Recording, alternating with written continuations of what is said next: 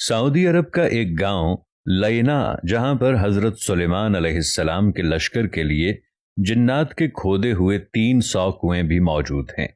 ان میں سے بیشتر اگرچہ ناکارہ ہو چکے ہیں، مگر 20 کنووں سے اب بھی لوگ میٹھا پانی حاصل کرتے ہیں۔ جنات نے یہ کنویں زمین کی بجائے سخت ترین چٹانوں کو توڑ کر بنائے تھے، جس پر اب بھی ماہرین حیران ہیں۔ ان عجائبات کو دیکھنے کے لیے دور دور سے سیاح اس علاقے کا رخ کرتے ہیں۔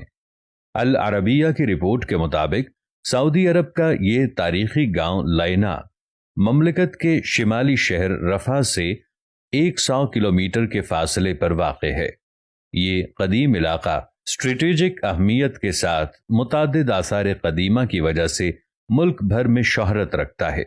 یہاں ایک قدیم قلعہ بھی ہے۔ پرانے زمانے میں بیت المقدس اور یمن کے مابین پیدل سفر کا مشہور راستہ اسی گاؤں سے گزرتا تھا۔ عدن سے عراق جانے والی مکہ زبیدہ کی بنائی ہوئی مشہور سڑک درب زبیدہ بھی یہاں سے ہو کر جاتی تھی۔ اب بھی سیر و تفریح کے شائقین بڑی تعداد میں اس علاقے کا رخ کرتے ہیں۔ سعودی محقق حمد الجاسر کا کہنا ہے کہ اس قدیم گاؤں میں حضرت سلیمان علیہ السلام کا لشکر بھی اترا تھا۔ سلیمان علیہ السلام جب اپنا لشکر لے کر یمن جا رہے تھے تو یہاں ٹھہرے تھے۔ اس بے آب و گیا علاقے میں لشکر کو پانی کی ضرورت پڑی تو حضرت سلیمان علیہ السلام نے جنات کو حکم دیا کہ وہ ہنگامی طور پر کنویں کھودیں، تو جنات نے چٹانوں پر مشتمل سخت ترین زمین میں 300 کنویں کھود دیے تھے۔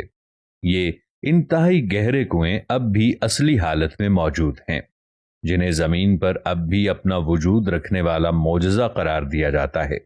جنات نے چٹانوں کو کاٹنے کے لیے ڈرل مشین کی طرح کوئی آلہ استعمال کیا تھا، جس کے نشانات اب بھی کنووں کے چاروں اطراف واضح طور پر دیکھے جا سکتے ہیں۔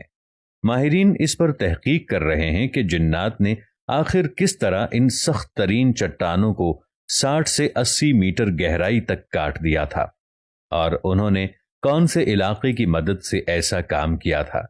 اگرچہ ان 300 میں سے اس وقت صرف 20 کنویں ہی کارآمد رہ گئے ہیں، تاہم سارے کنووں کے نشانات اب بھی یہاں موجود ہیں۔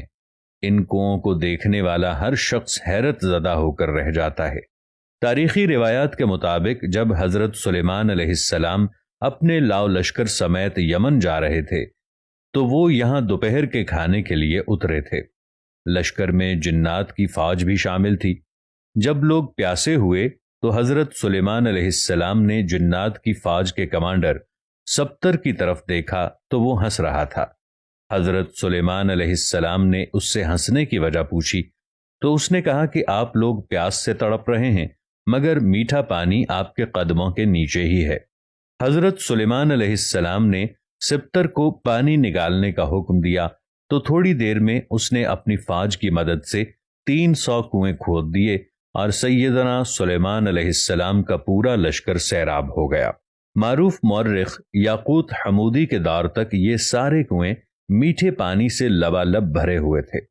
یاقوت حمودی نے اپنی کتاب معجم البلدان میں لکھا ہے کہ لینا عراق کے شہر واسطہ سے مکہ مکرمہ جاتے ہوئے 7ویں منزل پر آتا ہے۔ یہ علاقہ اپنے میٹھے پانی کے کنووں کی وجہ سے شہرت رکھتا ہے۔ ان کنووں کی وجہ سے یہ علاقہ بعد میں ایک تجارتی مرکز بن گیا، جہاں عراق اور عرب کے تاجر منڈیاں لگاتے۔ نجد سمیت سعودی عرب کے شمالی علاقوں کے لوگ یہاں آ کر خریداری کرتے۔ تاجر اپنا سامان تجارت یہیں اگلے سیزن تک محفوظ کیے پہاڑوں پر بنے بڑے بڑے گوداموں میں رکھتے، جنہیں سیابیت کہا جاتا تھا۔ یہ گودام اب بھی وہاں موجود ہیں۔ علاوہ ازیں یہ علاقہ مختلف آثار قدیمہ کی وجہ سے بھی شہرت رکھتا ہے۔ سعودی حکومت نے یہاں ایک شاہی قلعہ بھی تعمیر کرایا۔ 1354 ہجری میں تعمیر ہونے والے اس قلعے کو گارے، پتھروں اور لکڑیوں سے بنایا گیا ہے۔